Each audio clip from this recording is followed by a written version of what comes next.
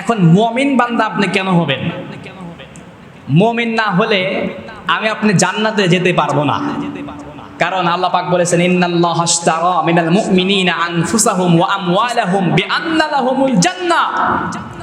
আমি মুমিন বান্দার জান এবং মাল ক্রয় করে নিয়েছি, বিনিময়ে তাকে জান্নাত নামক নিয়ামত দান করেছি। কান সুবহানাল্লাহ। আল্লাহ তাআলা বলেন, ইন্নাল্লাহা আশতারা মিনাল মুমিনিনা আনফুসাহুম ওয়া আমওয়ালাহুম বিআন্না লাহুমুল জান্নাহ।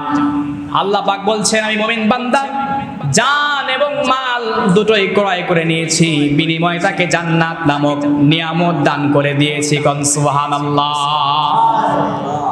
আমার বন্ধুরা, এজন্য মুমিন হতে হবে, মুমিন বান্দা হতে হবে। মুমিন না হলে কিন্তু রব্বুল ইজ্জাত ওয়াল জালাল আমার আর আপনার কাছ থেকে জানমাল ক্রয় করবেন না, বিনিময়ে জান্নাতও দেবে না। মুমিন নামেও সূরা রয়েছে, কাফিরুন নামেও সূরা রয়েছে, মুনাফিক নামেও সূরা রয়েছে। তার নাম হচ্ছে সূরাতুল মুনাফিকুন।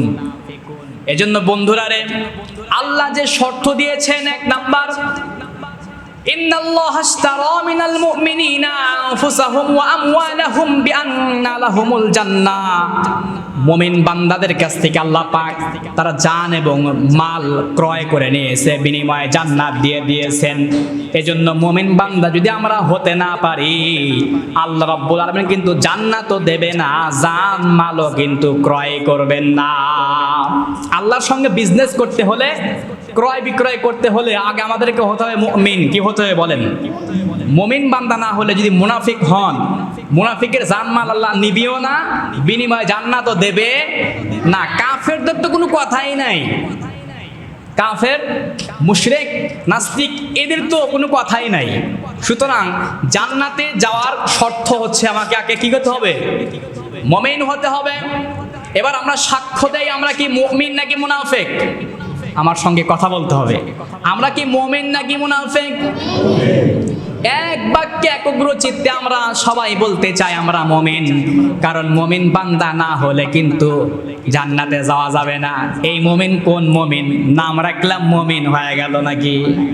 ওই যে মুমিন ভাই চলে এসে, নাম কি মুমিন রাখলেই মুমিন হওয়া যায়?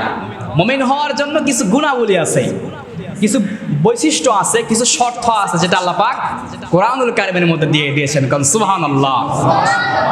প্রথম নাম্বার মুমিনের যে বৈশিষ্ট্য, কোরআনুল কারীমের মধ্যে আল্লাহ পাক সূরা আনফালের মধ্যে বলছেন, ইন্নামাল মুমিনুনাল্লাযীনা ইযা যুকিরাল্লাহু ওয়াজিলাত কুলুবুহুম ওয়া ইযা তুলিয়াত আলাইহিম আয়াতুহু যাদাতুহুম ঈমানা। আল্লাহু আকবার। ইন্নামাল মুমিনুনাল্লাযীনা ইযা যুকিরাল্লাহ,